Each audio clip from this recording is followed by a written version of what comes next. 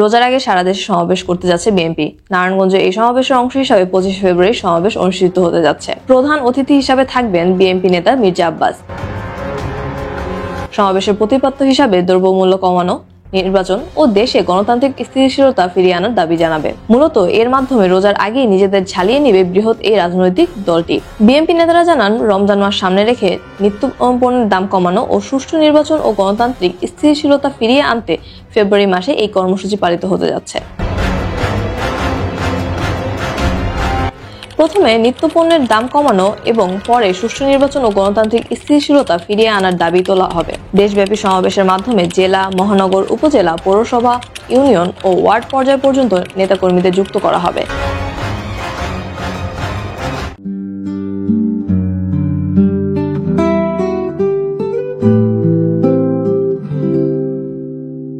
এই সমাবেশ দলকে সুসংগঠিত করারও একটি বার্তা দেয়। সমাবেশের বিষয়ে নারায়ণগঞ্জ মহানগর বিএনপির নেতারা জানান, দেশে চলমান বিভিন্ন রাজনৈতিক ইস্যুতে বিএনপি রাজনৈতিক দল হিসেবে মানুষের কথা বলবে। দ্রব্যমূল্যের দাম সহনীয় রাখা, প্রয়োজনীয় সংস্কারের পর দ্রুত নির্বাচনের রোডম্যাপ ঘোষণা এবং দেশে যে অস্থিরতা বিরাজ করছে তা দ্রুত নিয়ন্ত্রণে নিয়ে আসার জন্য বিএনপি সমাবেশ করতে যাচ্ছে। এর মাধ্যমে সরকারকে বার্তা দেওয়া হবে যে মানুষ দেশের স্থিতিশীল পরিবেশ চায় এবং নির্বাচনের দিকে মুখিয়ে আছে সবাই। জেলা বিএনপি নেতারা জানান, বেশ কিছুদিন ধরে বিএনপি শীর্ষ নেতারা একটি যৌক্তিক সময়ের মধ্যে প্রয়োজনীয় সংস্কার শেষে নির্বাচনের দাবি জানিয়ে আসছেন সরকারকে। তার আগে মাঠ পর্যায়ে বিএনপি তৃণমূলকে সুসংগঠিত করা প্রয়োজন। বিভিন্ন স্থানে দলের ভিতর বহিরাগতদের অনুপ্রবেশ, বিতর্ক, সহিংসতার ঘটনা ঘটেছে।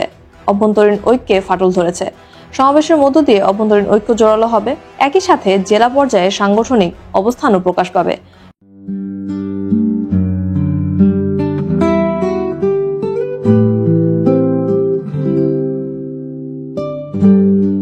সমাবেশে মির্জা আব্বাস সাহেবের পাশাপাশি দলের জাতীয় স্থায়ী কমিটির সদস্য থেকে শুরু করে জ্যেষ্ঠ নেতারা অতিথি হিসাবে উপস্থিত থাকবেন।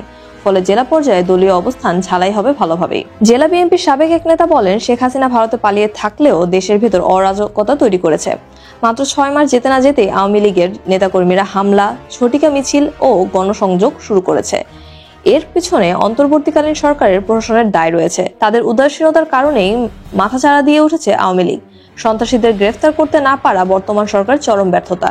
তাই আমরা মনে করি দ্রুত সরকারকে চাপ দিয়ে তাদের সঠিক পথে থাকতে বাধ্য করা হবে।